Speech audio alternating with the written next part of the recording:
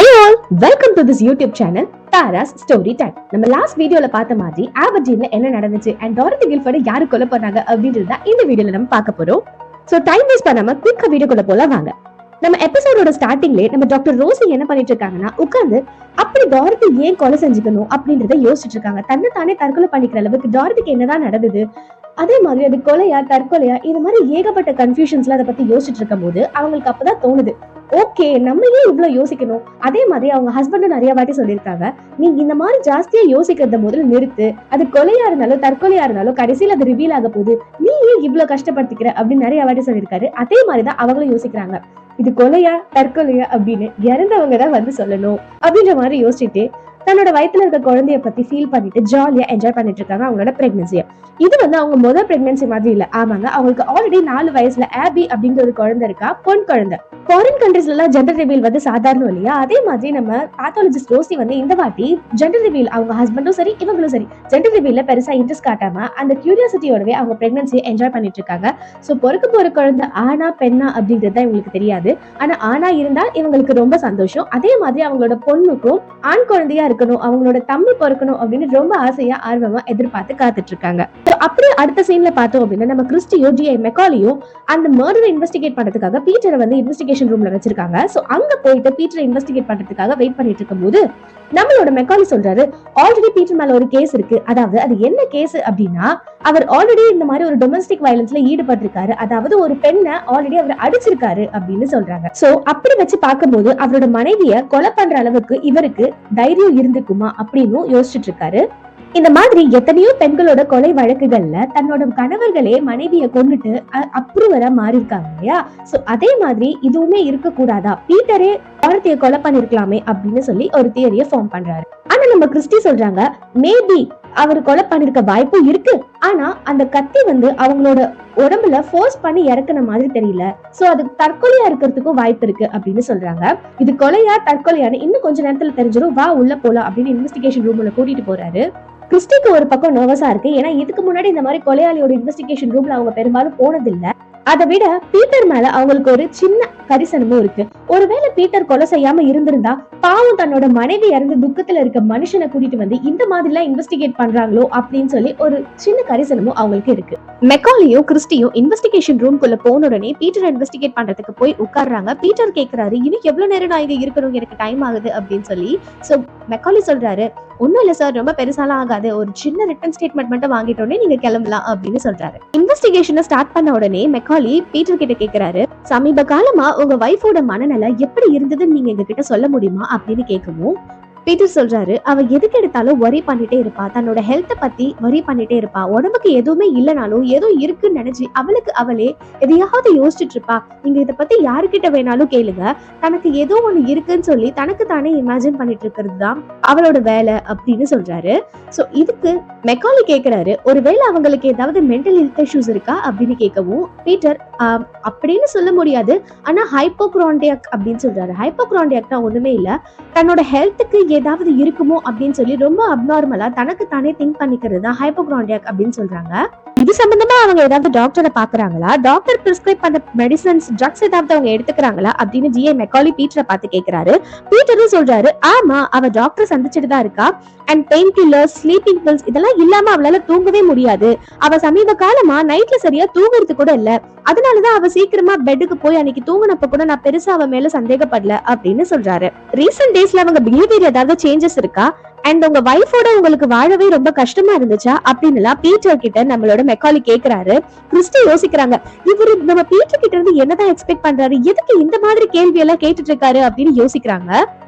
Peter கிட்ட கேக்குறாரு, சரி ஓகே, உங்களோட மனைவியோட உங்களோட திருமண வாழ்க்கை எப்படி இருந்தது அப்படின்னு கேக்குறாரு. என்ன கேக்குறீங்க, நீங்க யாருக்கிட்ட வேணாலும் கேளுங்க, நாங்க நார்மல் கப்பிள்ஸ் மாதிரி தான் இருந்தோம் அப்படின்னு சொல்றாரு. சோ கிறிஸ்டிக்கு சந்தேகம் வருது, இவர் என்ன எது கேட்டாலும் யாருக்கிட்ட வேணாலும் கேளுங்க, யாருக்கிட்ட வேணாலும் கேளுங்க அப்படின்னு சொல்றாரு. சோ இவர் சொன்ன மாதிரி நம்ம வெளியே விசாரிச்சு பார்த்தோம்னா தெரிஞ்சிடும் உண்மை அப்படின்னு யோசிச்சுட்டு இருக்காங்க. அதே சமயம் பீட்டர் மறுபடியும் மெக்காலி உங்களோட திருமண வாழ்க்கை நார்மலா தான் இருந்துச்சா அப்படின்னு கேட்கும் போது பீட்டர் சொல்றாரு, அப்கோர்ஸ் எஸ், நாங்களும் மத்த கப்பல்ஸ் மாதிரிதான், எங்க வாழ்க்கையிலயும் அப்ஸ் அண்ட் டவுன்ஸ் இருக்கத்தான் செய்யும், அண்ட் நான் முன்னதே சொன்ன மாதிரி சில சமயம் மட்டும் நம்ம டாரத்தியை புரிஞ்சுக்கிறது கொஞ்சம் எனக்கு கடினமா தான் இருந்துச்சு அப்படின்னு சொல்றாரு. கிறிஸ்டி யோசிக்கிறாங்க, ஐயோ நம்ம மெக்காலி என்னெல்லாம் எதிர்பார்க்கிறாரோ அதே மாதிரி பதில இந்த ஆள் கொடுத்துட்டு இருக்காரு. இந்த இன்வெஸ்டிகேஷன் எங்க போய் முடிய போகுது அப்படின்னு யோசிச்சுட்டு இருக்காங்க. மெக்காலி பீட்டரை பார்த்து கேக்குறாரு, நீங்க லாஸ்ட் நைட் வந்தப்போ நம்ம டாரத்தி தூங்கிட்டு இருந்தாங்க இல்லையா, சோ டோர் லாக்ல தானே இருந்துச்சு அப்படின்னு கேக்குறாரு.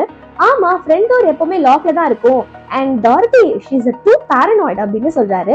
இத கிறிஸ்டி நோட் பண்றாங்க. சோ வீட்டுக்குள்ள வரதுக்கு உங்களுக்குன்னு தனியா கீ இருக்கா அப்படின்னு மெக்காலி நம்ம பீட்டர் கிட்ட கேக்குறாரு. பீட்டரும் ஆமா, என்கிட்ட தனியா கீ இருக்கு அப்படின்னு சொல்றாரு. அண்ட் வேற யாருக்கிட்ட எல்லாம் உங்க வீட்டோட ஃப்ரண்ட் டோர் கீ இருக்கு அப்படின்னு கேட்ட உடனே பெருசா யாருக்கிட்டையும் இருக்காது, கிளீனிங் லேடி கிட்ட மட்டும் கீ இருக்கு அப்படின்னு சொல்றத கிறிஸ்டி நோட் பண்ணி, இவர் சொல்ற விதமே சரியில்லை, மேபி கீ வேற யாருக்கிட்டயாச்சும் கூட இருக்க வாய்ப்பு இருக்கு, அதை கவர் பண்றதுக்கு தான் பீட்டர் இந்த மாதிரி வழப்பல் பதில சொல்றாரு அப்படின்னு யோசிச்சுட்டு இருக்காங்க. இந்த இன்வெஸ்டிகேஷன் போயிட்டு இருக்கும் போது சடனா நம்ம மெக்காலி பீட்டரை பார்த்து, நீங்க தான் உங்க மனைவியை கொலை செஞ்சீங்களா அப்படின்னு கேக்குறாரு. இந்த கேள்வியை நம்ம மெக்காலி கேட்ட உடனே பீட்டர் என்ன பண்றதுன்னே தெரியாம நெஞ்ச புடிச்சிட்டு பின்னாடி சாஞ்சு உட்கார்ந்துடுறாரு. என்ன கேக்குறீங்க அப்படின்ற மாதிரி ஒரு கன்ஃபியூஷனான டோன்ல தான் நம்ம பீட்டர் மெக்காலிய பாக்குறாரு. நான் மறுபடியும் கேக்குறேன், நீங்க தான் உங்க மனைவிய கொலை செஞ்சீங்களா அப்படின்னு மெக்காலி கேக்குறாரு. பீட்டரும் இல்ல, நான் ஏன் அவளை கொலை செய்ய போறேன், நீங்க யார வேணாலும் கேளுங்க அப்படின்னு சொல்றாரு. அதுக்கு மெக்காலி, நான் ஒன்னதான் கேக்குறேன், நீங்க உங்க மனைவிய கொலை செஞ்சீங்களா இல்லையா அப்படின்னு மறுபடியும் அழுத்தமா கேக்குறாரு. பீட்டர் நோ அப்படின்னு அழுத்தம் திருத்தமா பீட்டர் சொல்றாரு. இதோட இன்வெஸ்டிகேஷன் முடிஞ்சது அப்படின்னு சொல்லி கிறிஸ்டியும் மெக்காலியும் அந்த ரூமை விட்டு வெளியே வராங்க. மெக்காலி கிறிஸ்டி கிட்ட சொல்றாரு, இது கண்டிப்பா கொலைதான், பீட்டர் தான் டாரத்திய கொலை பண்ணிருக்கணும், இன்னும் கூடிய சீக்கிரத்துல உண்மை வெளிவந்துரும், இந்த கேஸ் ரொம்ப தூரம் போகாது பாரு அப்படின்னு சொல்றாரு. அண்ட் கிறிஸ்டி கிட்ட கேக்குறாரு, நீ இத பத்தி என்ன நினைக்கிற அப்படின்னு கேட்கும்போது கிறிஸ்டி சொல்றாங்க, தெரியல சார், எனக்கு அவரோட பாடி லாங்குவேஜ பார்த்தா எனக்கும் கொஞ்சம் சந்தேகமா தான் இருக்கு அப்படின்னு சொல்றாங்க. சோ மெக்காலி கிறிஸ்டியோட தோலை தட்டி கொடுத்துட்டு, இந்த யங் ஏஜ்ல இவ்வளவு ப்ராமிசிங்கான போலீஸ் ஆஃபீஸரா, உன்னை பார்க்கவே எனக்கு ஹாப்பியா இருக்கு அப்படின்னு சொல்லிட்டு வெளியே வராரு. அண்ட் கிறிஸ்டி மெக்காலிய பார்த்து கேக்குறாங்க, சப்போஸ் கொலை செஞ்சது பீட்டர் தான் அப்படின்னு ஒத்துக்கலனா நம்ம என்ன சார் பண்றது அப்படின்னு கேட்கும்போது பிஸ்கல் கிட்ட சொல்லி சர்ச் வாரண்டா ரெடி பண்ண சொல்லணும், இவர் தான் தன்னோட மனைவியை கொலை பண்ணாரு அப்படின்னு அவங்க வீட்டை போய் சர்ச் பண்ணாலே ஏதாவது எவிடன்ஸ் கிடைக்க சான்சஸ் இருக்கு அப்படின்னு சொல்லிட்டு நம்ம மெக்காலி கிளம்புறாரு. சோ இன்னொரு பக்கம் நம்மளோட கிறிஸ்டி நம்ம ஜிம்முக்காக கார்ல வெயிட் பண்ணி அவங்க வீட்டுல நடந்ததெல்லாம் யோசிச்சுட்டு இருக்காங்க. கிறிஸ்டியோட பேரண்ட்ஸ் அவங்களோட ரிட்டையர்மெண்ட் டேஸை ஜாலியா என்ஜாய் பண்ணிட்டு இருக்காங்க. அதே சமயம் நம்ம கிறிஸ்டி ஜேம்ஸ் அப்படின்றவரை ரொம்ப நாளாவே காதலிச்சிட்டு இருக்காங்க. நம்ம வழக்கமா பொண்ணுங்க வந்து ஒரு வயசை ரீச் பண்ணிட்டா எல்லார் வீட்லயும் கேட்பாங்கல்ல, எப்ப கல்யாணம்னு. அதே மாதிரி நம்ம கிறிஸ்டியோட அம்மாவும் கிறிஸ்டி கிட்ட எப்ப இந்த விரல்ல நீ என்கேஜ்மெண்ட் ரிங்க போட்டுக்க போற அப்படின்னு ரொம்ப நாளா கேட்டுட்டு இருக்காங்க. அது ஒண்ணும் அவ்வளவு சுலபம் கிடையாது. ஏன் அப்படின்னா ஜேம்ஸோட நிலைமை கிறிஸ்டிக்கு நல்லாவே தெரியும். ஜேம்ஸ் இப்போ ஒரு வேலை இல்லாம தான் இருக்கான். சோ அவனால என்கேஜ்மெண்ட் ரிங்க வாங்குற அளவுக்கு கூட அஃபோர்ட் பண்ண முடியாத ஒரு சிச்சுவேஷன்ல இருக்கும்போது அதை பத்தி கிறிஸ்டி பெருசா யோசிக்கல. அண்ட் இதையெல்லாம் யோசிச்சுட்டு இருக்கும் போது இன்னொரு பக்கம் ஜேம்ஸ் தன்னோட கையில ஒரு ஒயிட் கலர் என்வலப்ப வச்சுட்டு அது உள்ள இருக்க லெட்டரை 2-3 வாட்டி படிச்சு பார்த்து அது உண்மைதானா அப்படின்னு தனக்கு தானே சந்தோஷப்பட்டுக்கிறாரு. அது வேற ஒண்ணும் இல்லைங்க, அவருக்கு ஃபெடரல் ரிசர்வ் பேங்க் ஆஃப் சிகாகோல எக்கானமிஸ்ட் பொசிஷன்ல வேலை பார்க்கறதுக்கான ஒரு ஆஃபர் கிடைச்சிருக்கு. சோ அதுதான் கையில வச்சுட்டு அவ்வளவு சந்தோஷமா பார்த்துட்டு இருக்காரு. இது எப்படி கிறிஸ்டி கிட்ட சொல்றது அப்படின்னு யோசிச்சுட்டு இருக்காரு. இதெல்லாம் நடந்துட்டு இருக்கும் போது நம்ம கிறிஸ்டி கார்ல உட்காந்துட்டு இருந்தாங்க இல்லையா, திடீர்னு ஜிம் வந்து கார்ல ஏறி ஓகே கிளம்பலாமா அப்படின்னு கேக்குறாரு. கிறிஸ்டியும் ஓகே அப்படின்னு சொல்றாங்க. சோ இவங்க 2 பேரும் எங்க போறாங்க அப்படின்னு பாத்தீங்கன்னா, நம்ம டாரத்தியோட வீட்டை இன்வெஸ்டிகேட் பண்றதுக்கு தான் போயிட்டு இருக்காங்க. சோ அங்க ஏதாவது துப்பு கிடைக்குதா அப்படின்னு பாக்குறதுக்கு தான் போறாங்க. செயின்ட் ஆண்ட்ரூஸ் டிரைவ் அப்படின்ற ஏரியால இருக்க நம்ம டாரத்தியோட வீட்ல மேபி அவங்களுக்கு டாரத்தியோட மரண வாக்குமூலம் கிடைக்கிறதுக்கு வாய்ப்பு இருக்கு. அப்படி இல்லைன்னா பீட்டர் தான் இந்த கொலையை செஞ்சாரு அப்படின்றதுக்கான ஆதாரம் கிடைக்கிறதுக்கு வாய்ப்பு இருக்கு. 2 பேரும் அவங்க வீட்டை ரீச் பண்ணும்போது நம்ம ஜிம் கிறிஸ்டியை வார்ன் பண்றாரு, ரொம்ப கேர்ஃபுல்லா இரு கிறிஸ்டி, எந்த இடத்துலயும் தெரியாதனமா கிளவுஸ் இல்லாம கை வச்சிடாத, நம்ம இங்க வந்துட்டு போனோம் அப்படின்றதுக்கான எவிடன்ஸ் நம்மளே கொடுத்த மாதிரி ஆயிடக்கூடாது அப்படின்னு சொல்றாரு. அண்ட் மேல இருக்க பெட்ரூமை போய் நீ பாரு, கீழே இருக்க ஸ்டடி ரூம்ல நான் போய் தேடுறேன் அப்படின்னு சொல்லி 2 பேரும் 2 சைடா பிரிஞ்சு போயிட்டு என்ன கிடைக்குது அப்படின்னு தேடிட்டு இருக்காங்க. நம்ம டாரத்தியோட பெட்டுக்கு பக்கத்துல இருக்க டிராயர்ல ஃபர்ஸ்ட் டிராயரை ஓபன் பண்ணி பாக்குறாங்க கிறிஸ்டி. அதுல பார்த்தா ஏகப்பட்ட ட்ரக்ஸ் பிரிஸ்கிரிப்ஷன்ஸ் டாக்டர் பிரிஸ்கிரைப் பண்ண லேபிளோட அதுல இருக்கு. சோ அது எடுத்து அழகா ஒரு பிளாஸ்டிக் பேக்ல போட்டு வச்சுக்கிறாங்க. இது ஃபியூச்சர்ல யூஸ்ஃபுல்லா இருக்கும். ஏன்னா பீட்டரோட இன்வெஸ்டிகேஷன்ல பீட்டர் கன்ஃபஸ் பண்ணாரு இல்லையா, டாரத்தி வந்து ட்ரக்ஸ் எடுக்கிறாங்க அப்படின்னு சொல்லிட்டு, சோ அதுக்கு ஹெல்ப்ஃபுல்லா இருக்கும்னு அவங்க பிளாஸ்டிக் பேக்ல போட்டு ஸ்டோர் பண்றாங்க. சோ கீழே இருக்க டிராயரை ஓபன் பண்ணி பார்த்தா அதுல ஒரு பவுண்ட் ஆஃப் ஏர்மெயில் லெட்டர்ஸ் இருக்கு. இதெல்லாம் யாரு அனுப்பியிருப்பா அப்படின்னு சொல்லி அதை கையில எடுத்து பாக்குறாங்க. அந்த ஒரு லெட்டர்லயுமே மிலிட்டரியோட போஸ்ட் கார்ட்ஸ் இருக்கு. சோ அப்ப யோசிக்கிறாங்க இதுல மிலிட்டரி சம்பந்தப்பட்டிருப்பாங்களோ அப்படின்னு சொல்லி. சோ அதுக்கப்புறம் அந்த ரூம்ல பெருசா எதுவும் எவிடன்ஸ் கிடைக்கல. நம்ம கிறிஸ்டி கீழே வந்து பாக்குறாங்க. இந்த வீட்ல ஏன் டாரத்தியும் பீட்டரும் இருக்க மாதிரி ஒரு போட்டோஸ் கூட இல்ல அப்படின்னு அவங்க யோசிச்சு திரும்பி பார்த்துட்டே இருக்கும்போது அங்க ஓரமா குட்டியா அழகா அவங்களோட ஒரு வெட்டிங் போட்டோ இருக்கு. அந்த போட்டோவை எடுத்து பார்த்துட்டு ஒரு காலத்துல இந்த கப்பிள்ஸ் ரொம்பவே கியூட்டா தான் வாழ்ந்திருக்காங்க. திடீர்னு இவங்களுக்கு என்ன ஆச்சு, எதனால இந்த மாதிரி நடந்தது அப்படின்றதையும் யோசிச்சுக்கிட்டே நம்ம கிறிஸ்டி பீட்டரோட பெட்ரூமை இன்வெஸ்டிகேட் பண்றதுக்காக போறாங்க. ஏன் அவங்க பீட்டருக்கு தனியா பெட்ரூம் இருக்குன்னு யோசிக்கிறாங்கன்னா, நம்ம டாரத்தியோட பெட்ரூம்ல பீட்டரோட திங்ஸ் பெருசா எதுவுமே இல்ல. சோ மேபி பீட்டருக்கு தனியா ஒரு ரூம் இருக்கலாம் அப்படின்னு சொல்லி பீட்டரோட ரூமுக்கு போறாங்க. அங்க போய் பார்த்தா ஓரமா அவரோட பெட்டுக்கு பக்கத்துல ஒரு கிளாஸ்ல விஸ்கிய ஸ்மெல் பண்ணி பாக்குறாங்க.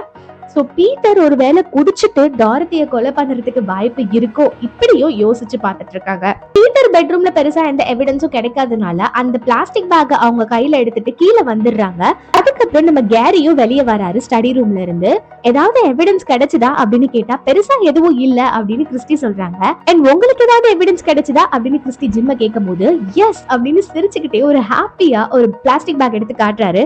அதுல என்ன இருக்குன்னா அது பேக் ஃபுல்லா ஏதோ ஒரு சம்திங் டாக்குமெண்ட்ஸ் பேப்பர்ஸ் எல்லாம் இருக்கு. சோ ரெண்டு பேரும் அந்த வீட்டை விட்டு இப்ப கிளம்புறாங்க.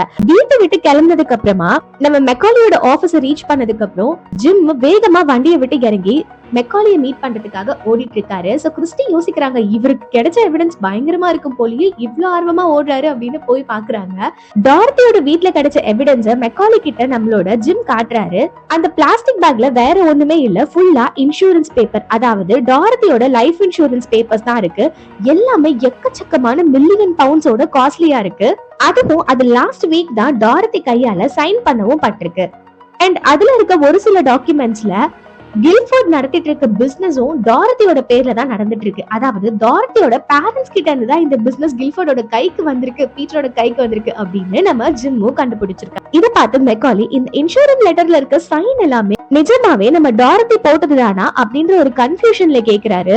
அண்ட் அதை பார்த்துட்டு கிறிஸ்டி சொல்றாங்க இல்ல சார், இதை பார்க்க டாரத்தி போட்ட மாதிரி இல்ல, லைட்டா இந்த ஹேண்ட் ரைட்டிங் வந்து சைன் போடும்போது ஷேக் ஆயிட்டு இருக்கு.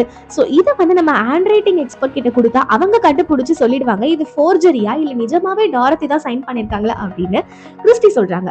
இத கேட்ட உடனே மெக்காலிக்கு அவரோட சந்தேகம் உறுதியாவே ஆயிடுச்சு. பீட்டர் தான் கன்ஃபார்மா டாரத்தியை இன்சூரன்ஸ்க்காக பணத்துக்காக ஆசைப்பட்டு கொலை பண்ணிருக்காரு. ஏன்னா பிசினஸும் டாரத்தி பேர்ல தான் இருக்கு, இன்சூரன்ஸும் மில்லியன்ஸ் ஆஃப் பவுண்ட்ஸ் டாரத்தி பேர்ல தான் இருக்கு. கிறிஸ்டி கேக்குறாங்க இதுக்கப்புறம் என்ன சார் பண்ண போறீங்க, பீட்டர் இதுக்கு அகேன்ஸ்டா சார்ஜ் பண்ண போறீங்களா அப்படின்னு கேட்டா பீட்டரே அவன் வாயை திறந்து கன்ஃபியூஸ் பண்ற வரைக்கும் நம்மளால அவனுக்கு எதுவுமே செய்ய முடியாது அப்படின்னு சொல்லிட்டு மெக்காலி கிளம்புறாரு.